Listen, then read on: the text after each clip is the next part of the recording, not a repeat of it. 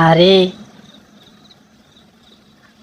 আব্বা, শোনো, এই কম্পিউটারের মধ্যে দেখলাম যে মানে তুমি 3 জায়গা চুরি করতে যা ধরা খাইছ,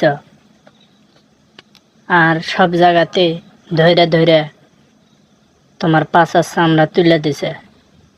একজন মেসেজ করে দিছে কম্পিউটারের মধ্যে যে কালু ভাইয়ের পাছার চামড়া উঠে দেওয়া হয়েছে, 3 জায়গায় ধরা খাইছে চুরি করার মধ্যে।